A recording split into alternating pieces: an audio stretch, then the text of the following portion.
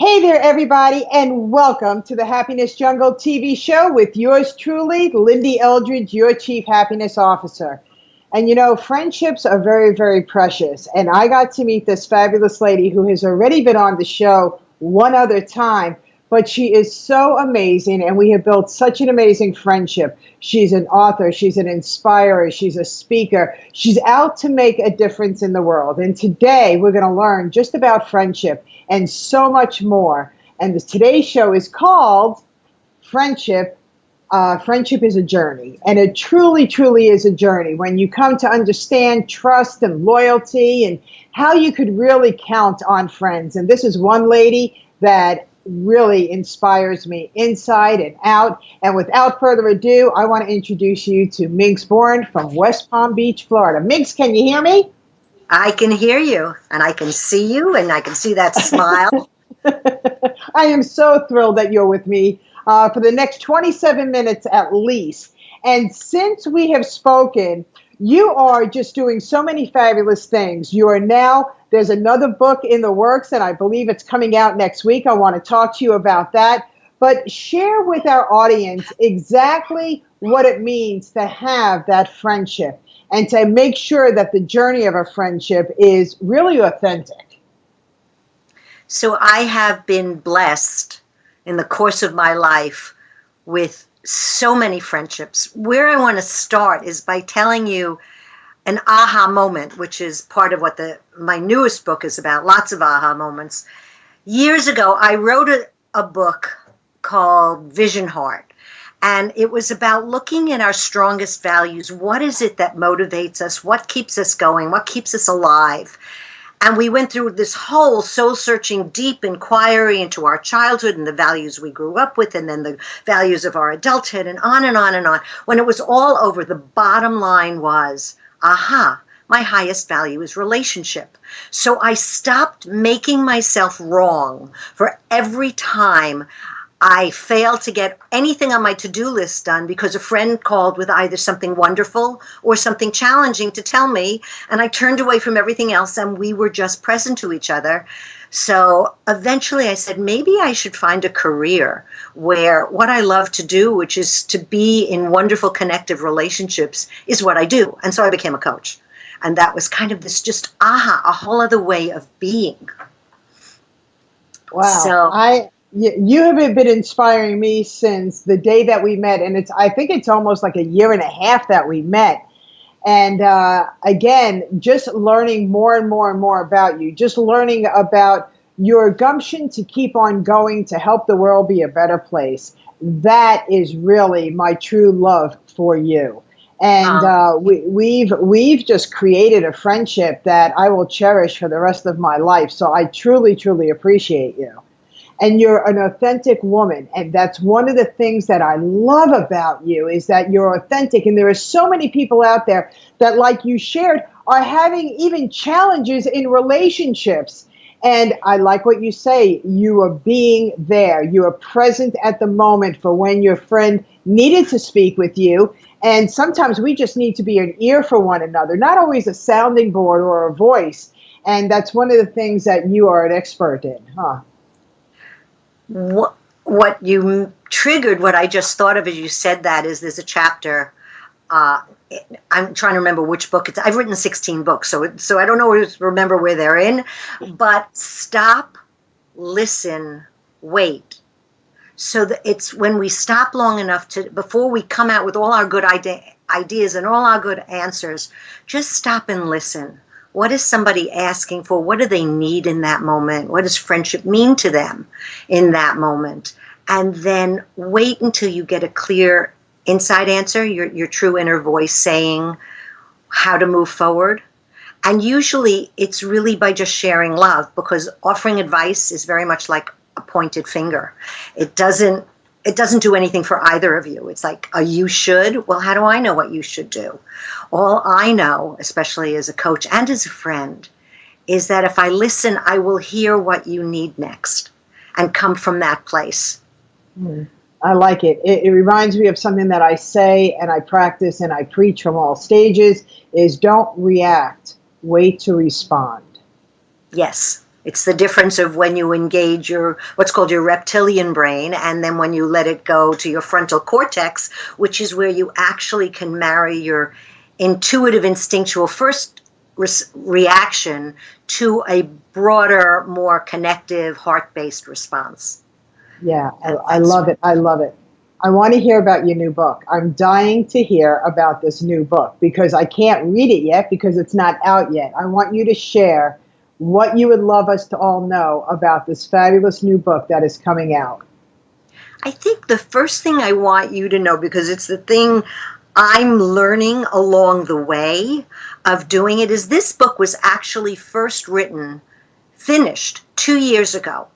It was put up on Amazon, and then there was a trademark problem, and I pulled it right back off Amazon.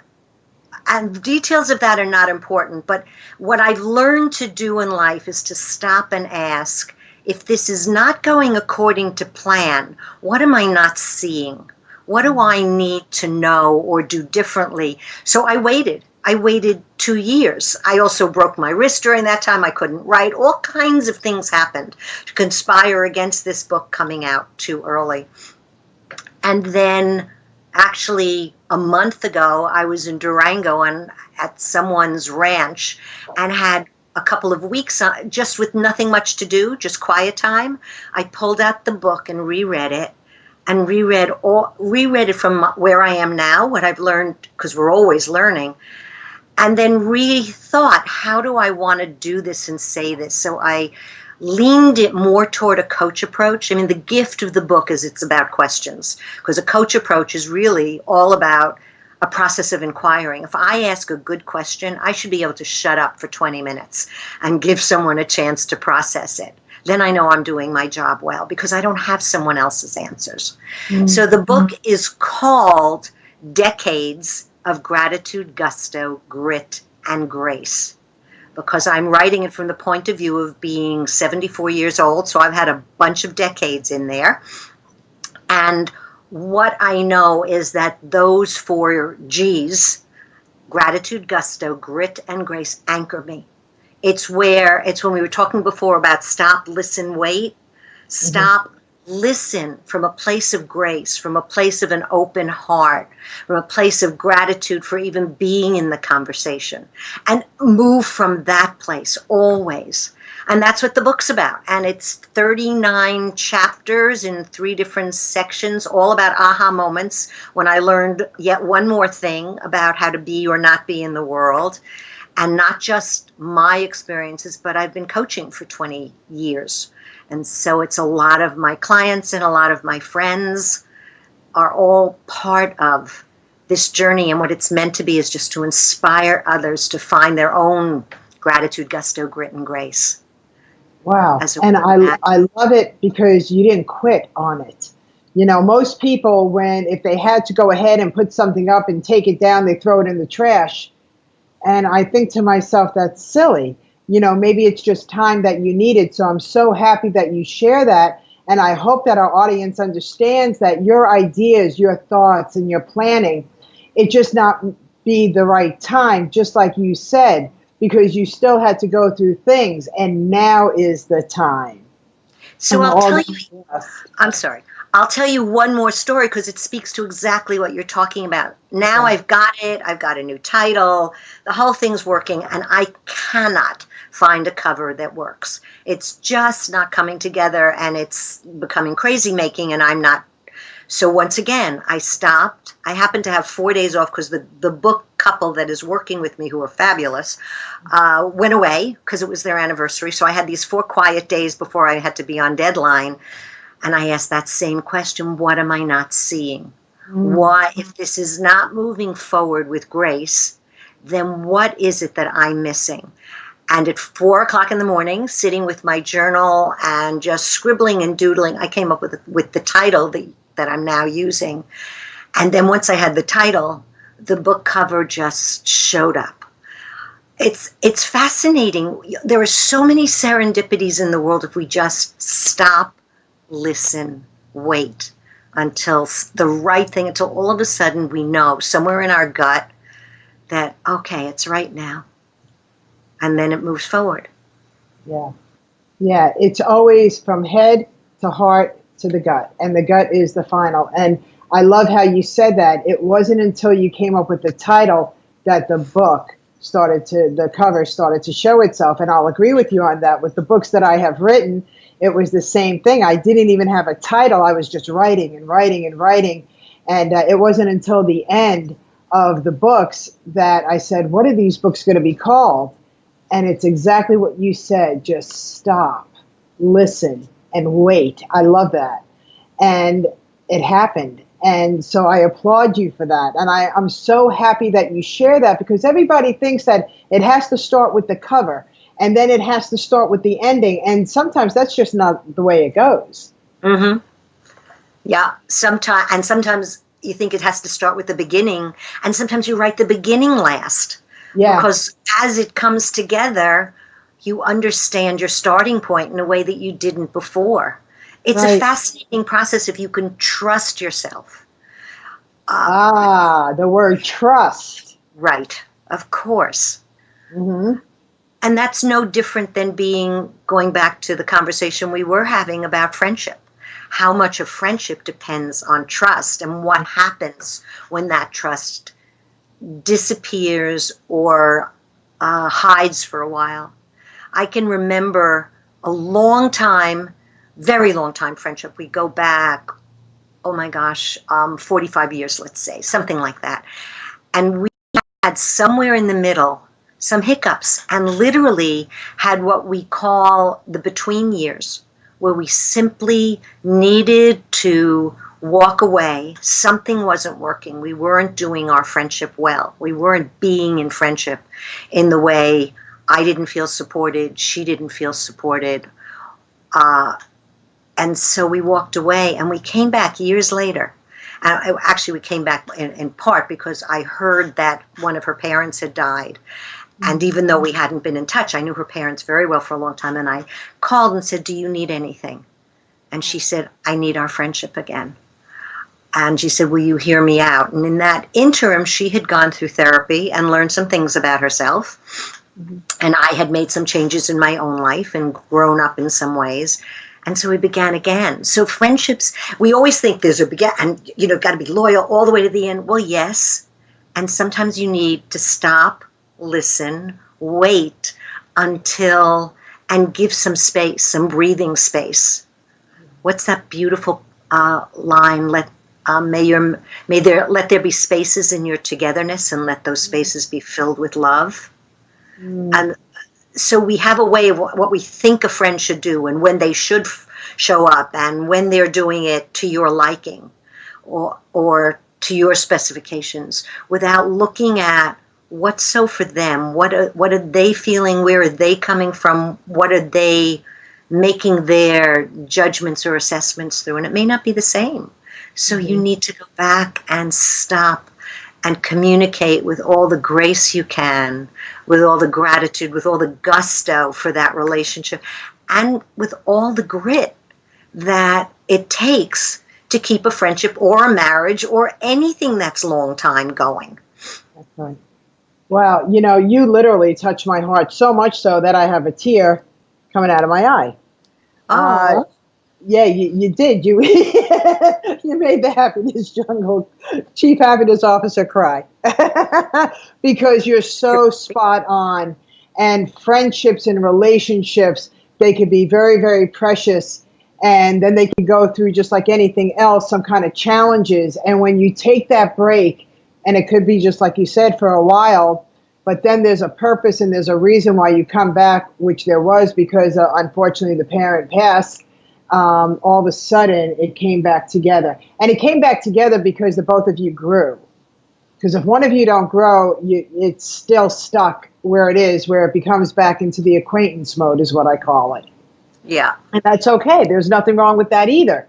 It's just that bond. If the friendship bond is there, it's there for life, even if there has to be a break. But even in relationships, even in marriages, and I share this with my clients, you didn't know one another. You became friends. You became more than friends. You got married. Things didn't work out over the years. Something happened.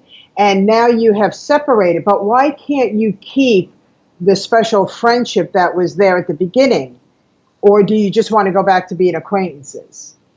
Mm-hmm. So there's many, go ahead. There's no right answer to that, ever. There is no right answer. I often kid around. My husband and I are married for 51 years, so we've been around together, and we knew each other for years before that. And what I will sometimes say is there are a lot of marriages in that marriage. You don't stay married for 51 years without going through some times when, well, things are different, we're different. I was 19 when I met him. I'm not the same person I was then. He's not the same person.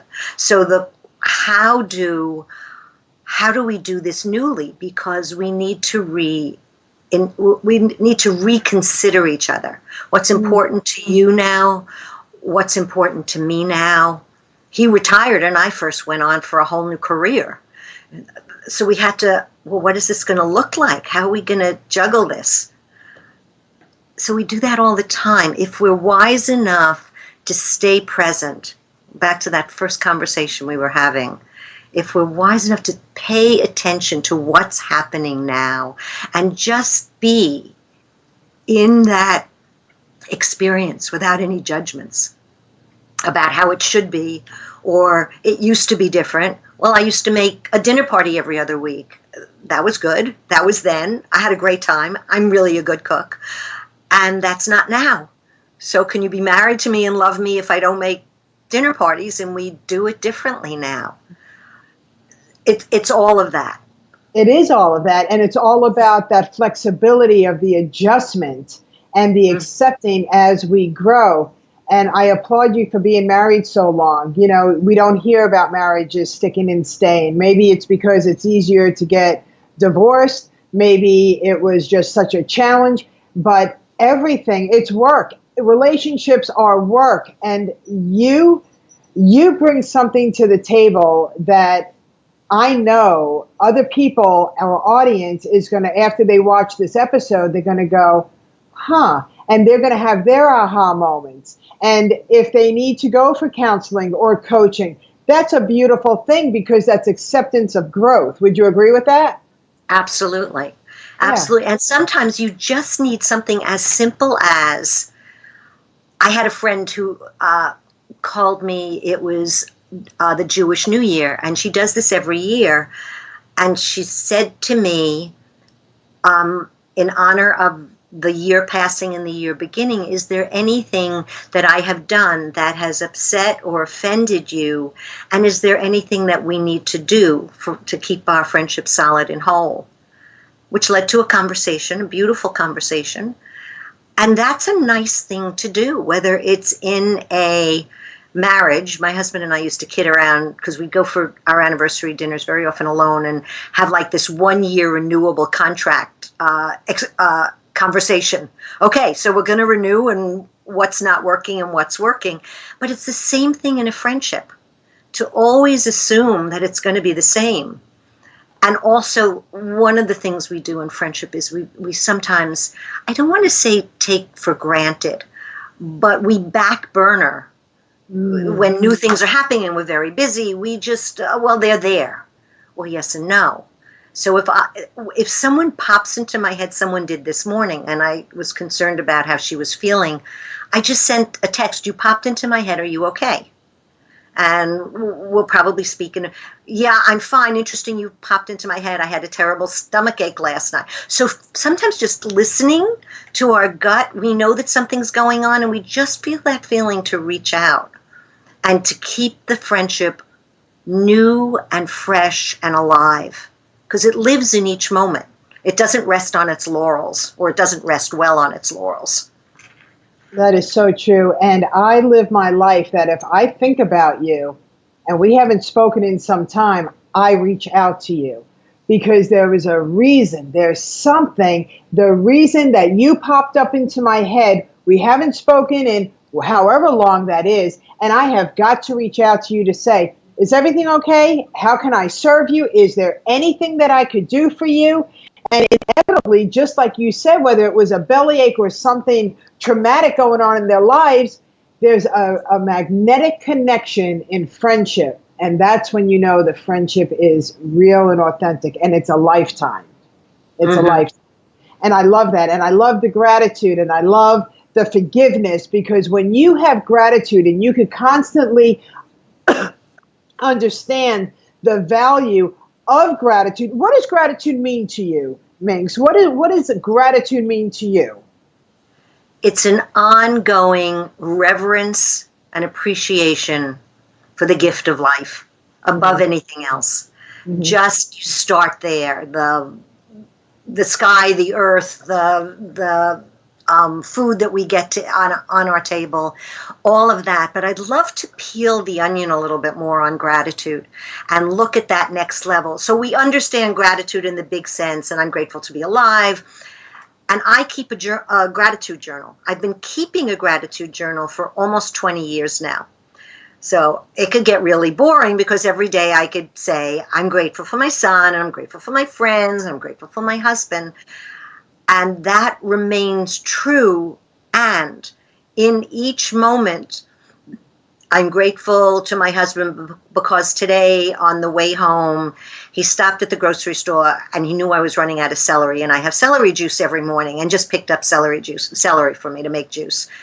I'm grateful that he knew something that I needed and was willing to just do that. So it's very specific. If you keep a gratitude journal and you make it about what's going on just that day, you look back through the day. I'm grateful to Lyn-Dee because, one, you invited me to do this. And then more than that, I'm having such a good time. I hope the people who are listening are having a good time, because I'm just having this conversation with you. And if anyone's listening, I hope you're enjoying it, because you and I are sitting here smiling at each other and beaming at each other in the midst of all this. Yeah. So that will be part of how I do my journal. Because gratitude is always, it's in the moment. What can I be grateful for now in the most difficult circumstances? My book gets pulled off the market. I don't have a plan. I break my wrist. I can't write. And then, okay, so what's the larger gift? What's beyond this that I can't even see yet? And can I sit and wait and then be grateful because the book that's coming out is just better than, not that the other one wasn't a good book. It was the best I knew at that moment. This is just better. Thank you, God, for getting me to wait long enough for exactly how I want to express my soul and offer what I have to offer to people. Gratitude. I cannot wait for your next book. I cannot wait, because I've already read some of your books. You gifted your books to me, and I cherish those books. I just think that you are a woman of wisdom and knowledge. But more importantly, Minx, is that you are a woman that helps people understand the word change and to become present. And for that, because many people say, oh, I help people. But we don't always see the change. But you're the real deal. You're the authentic Minx. And I'm blessed to have you in my life, and I'm very, very blessed to call you a friend. And I am very, very grateful for every moment that we get to spend together, whether it's on the phone, whether it's having lunch, whether you're just in my mind, because when you pop into my mind, you bring a smile to my face. I'm grateful for that. I'm very, very grateful for you. Thank you. Thank you. Yeah. And I am grateful for you. And it was just, you stood up in front of me one day and said, we have got to know each other. And that was the beginning, which is the best way for a friendship to start. Someone to kind of invite you into their life because you already saw me. Yeah. And knew me in some way. Something about that radiated. And that was such an invitation for me to show up true and authentic. Yeah, well, and it's also where we met. We met at the Happiness Club in West Palm Beach. And that was it. And then you spoke. And then I was, something just kept on. It was like a magnet. Pulled me right to you. And I said, this is a woman that I want to meet. Not that I have to meet, that I want to meet.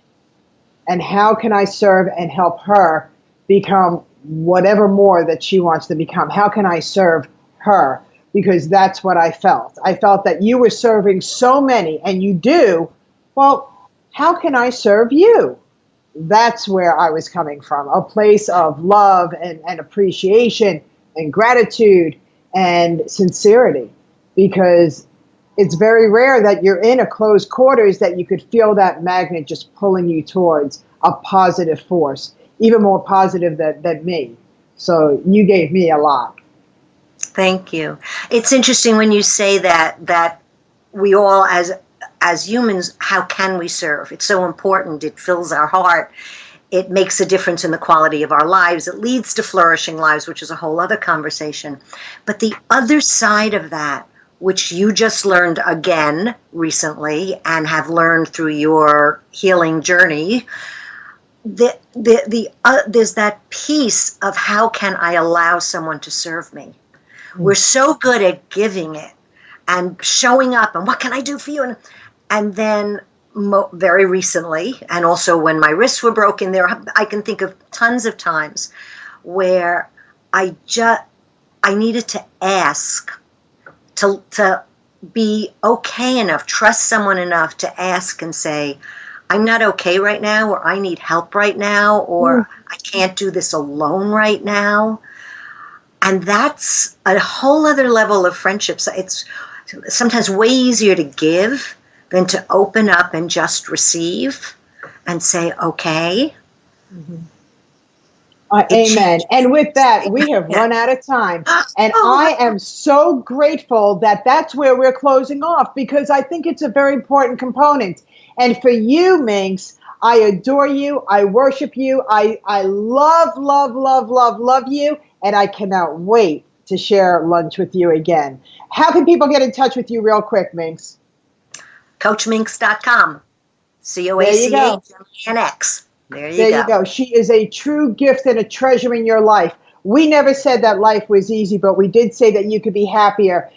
Contact Minx and you will grow beyond your wildest dreams. She's the real deal. Bye for now, everybody. Bye. Thank you.